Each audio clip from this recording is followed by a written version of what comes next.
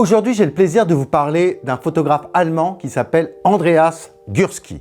Alors vous le savez, ça fait de nombreuses années maintenant que la plupart des artistes pratiquent l'ensemble des médiums, mais la photographie étant un médium très important pour toute l'histoire de l'art contemporain, il reste au fond des artistes qui pratiquent essentiellement ce médium. Andreas Gursky, c'est l'élève des Becher, Bernd et Hilda Becher, qui sont deux photographes dits de l'école de Düsseldorf qui, dans les années 50, 60 et surtout 70, 70, vont photographier tout l'appareil industriel, tout ce qui va rester au fond après la Seconde Guerre mondiale, en faisant en quelque sorte une photographie du banal, une photographie objective. Andreas Gursky va être tout à fait représentatif de cette école donc de Düsseldorf des Becher.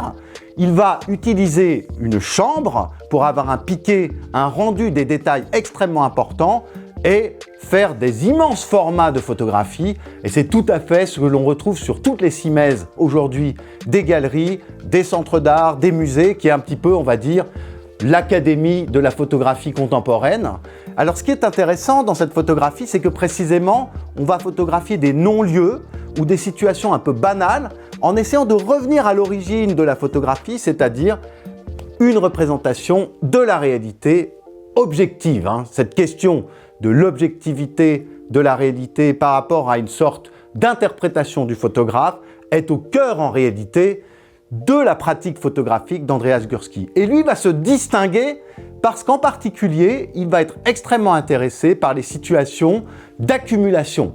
Alors, on va avoir par exemple cette immense photographie, 99 cents, d'un magasin de soldes où vous allez avoir tous les rayons, toutes les gondoles, les têtes de rayons, etc., remplis de produits. On va retrouver aussi la bourse de Hong Kong avec des milliers de traders qui sont tous ensemble. Alors on voit rien en fait au début et puis on se rapproche de la photographie et on voit en fait qu'au milieu de cette espèce de machinerie très impressionnante, il y a des êtres humains qui sont derrière. On va retrouver ça également sur par exemple des fabriques en Chine, aux États-Unis, etc.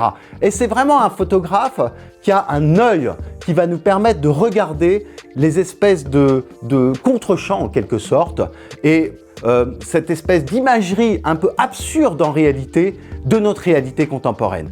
Avec Andreas Gursky, on rentre véritablement dans une photographie qui ne prétend pas avoir un discours engagé ou politique et qui pourtant nous montre l'absurdité de notre monde contemporain.